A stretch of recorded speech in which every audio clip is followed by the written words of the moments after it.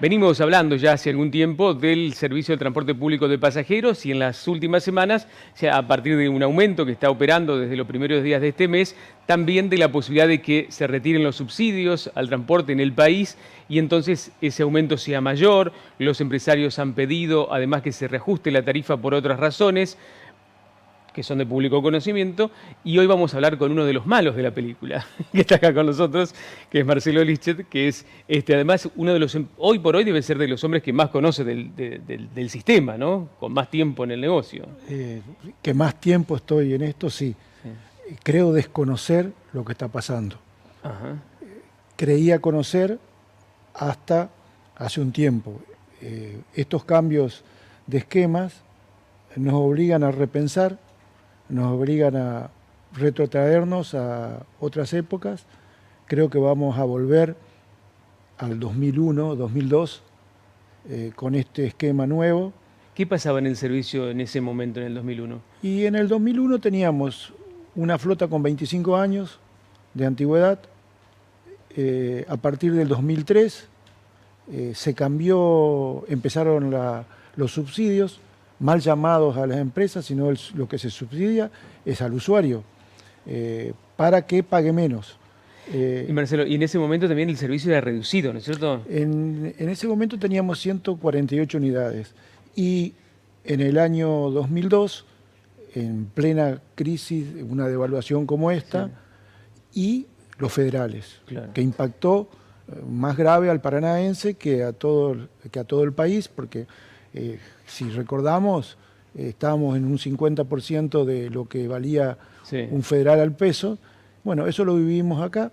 No, pero quiero decir, me parece, tengo la memoria de que los colectivos no circulaban todo el día y la noche. No, en plena crisis era hasta las 22 horas. Ah, eso. Era hasta las 22 horas, teniendo en cuenta lo que valía el combustible y la poca gente y poco trabajo que había. Claro. Entonces hubo despidos, hubo suspensiones, y a partir de ahí 2003 cambia. Claro. Cambia y cambia para bien, época de empleo, empezaron unas tasas que era el combustible, que eso se repartía a todo el país, que primero no fue para el interior, fue únicamente para Buenos Aires, porque el subsidio nace no para el interior.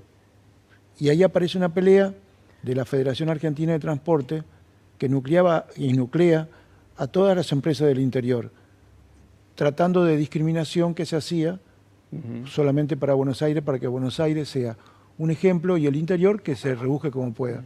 Esa situación la tenemos hoy. Vuelve, o sea, eso vuelve. Y pueden volver todas esas condiciones también, evidentemente, si no se busca un remedio. El remedio está al alcance. Lo que pasa es que la autonomía de cada provincia está pegado a sus recursos. Claro.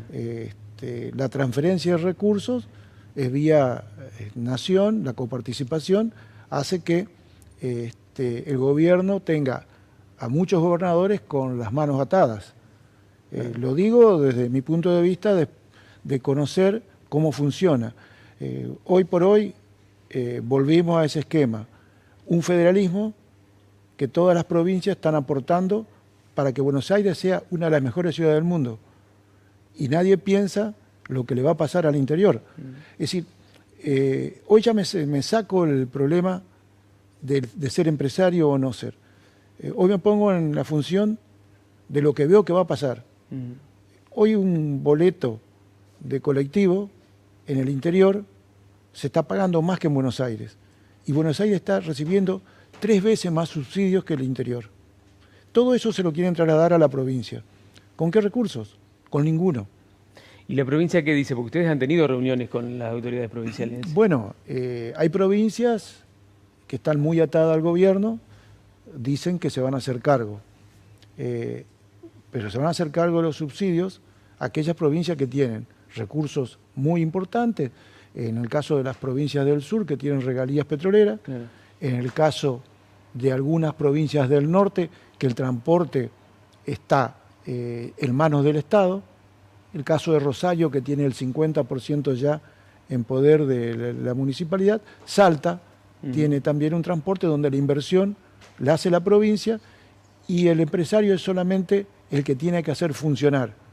Y tiene una participación que es mixto, claro. es pequeña. ¿Y acá? Bueno, porque usted estuvo con el ministro de Economía, me parece, sí, ¿no? sí. Bueno, yo cuando, por mi posición en la Federación Argentina... Es vicepresidente. Yo soy vicepresidente de la Federación Argentina cuando empezamos las charlas en el año... Quiero contar una anécdota. Nosotros teníamos muchas expectativas cuando asume este gobierno, donde en conversaciones el gobierno, el gobierno nacional dice que se discriminaba a las provincias, que quedaba todo en Buenos Aires. Se hicieron reuniones con el ministro de Transporte. El ministro de Transporte nos expresaba que era una desigualdad que se estaba cometiendo y que ellos iban a evaluar de modificar todo este esquema. Eso fue apenas 2 años. Más, hay unos recortes que yo traje.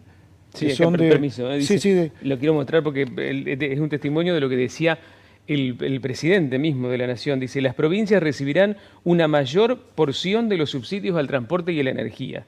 El tema es parte de una discusión por la reforma impositiva que promueve el gobierno. Hoy la mitad de esos recursos, de 270.000 millones en 2016, beneficia a porteños y a bonaerenses. Lo que está diciendo Marcelo lo decía el gobierno en ese momento, que esto es de enero del 2017. Menos de 2 años. Y eso ahora cambió, pero al revés cambió para peor. Ahora otra fotocopia que dice, la Nación traspasa a las provincias los subsidios al transporte, pero no los fondos, la responsabilidad solamente.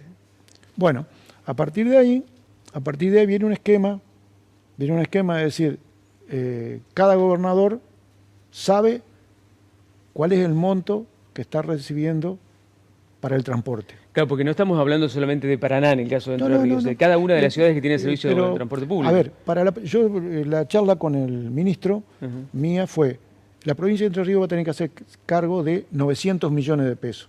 Anuales. Para todo el transporte de la provincia, de los cuales en Paraná se concentra el 48%. Concesión del Uruguay no tenía transporte y con estos subsidios empezó a tener transporte. Gualeguaychú tenía muy poco transporte, con el subsidio apareció el transporte. Marcelo, perdón, ¿y qué porcentaje como componente del boleto, qué porcentaje representa el subsidio? El 60%. El 60%. ¿Para qué? Quiero hacerte más gráfico. Paraná recibe mensualmente, para no aumentar la tarifa, aproximadamente 37.500.000 pesos. Nosotros transportamos 2.500.000 a 2.600.000 pasajeros. Si vos haces esa división, te está dando al pasajero, no a nosotros, al pasajero le están volcando 15 pesos por cada boleto que paga. Pero a todos los pasajeros, no al que paga el boleto completo, al pasajero que paga 1,20 pesos, tiene un componente de subsidio de 14, 15 pesos. Si el subsidio desaparece, esa persona va a venir a pagar 1,30 más 14 pesos, que es solamente el efecto del subsidio. Después están los mayores costos de la devaluación, que eso era lo que corría en los boletos. El ajuste de tarifa varió los costos. ¿Qué costo? El costo salarial lo corría por cuenta del subsidio, que lo pagaba la Nación. A partir del año pasado dijeron, no nos hacemos más cargo, va a la tarifa. Entonces empieza a hacer las tarifas provinciales cada vez más altas, y Buenos Aires tenía tarifas a principio de año de 6 pesos. Claro. Y hoy están en 13. Sí.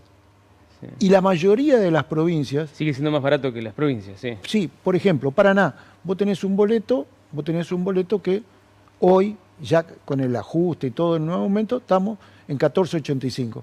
Pero la tarifa media, si vos dividís la recaudación por la cantidad de pasajeros, te está dando una tarifa de 8 pesos.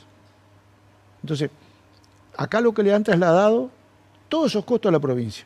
Ahora, ¿la provincia qué va a hacer? Pero, ¿cuándo va a empezar a regir esto? Esto está en el presupuesto de este año. Del 2019. Del 2019. O sea que sería en enero. Se está votando sí. La semana que viene. Sí. Más, nosotros... No creo que se lo aprueben igual así, en general. Bueno, yo diría que con la adenda que firmaron los gobernadores, que firmaron casi todos, creo que quedan 2 sin firmar, está incluido ¿Esto? en la aprobación del presupuesto. Pero esto es terrible si pasa en estos términos. Y desaparecería el transporte en las pequeñas ciudades, en las ciudades grandes quedará algo, generará desocupación. Nosotros tenemos 450 empleados en Paraná, estamos hablando de... Es una de las empresas que más emplea, ¿no? Y es pleno empleo. Nosotros desde el 2003 incorporamos más de 200 personas.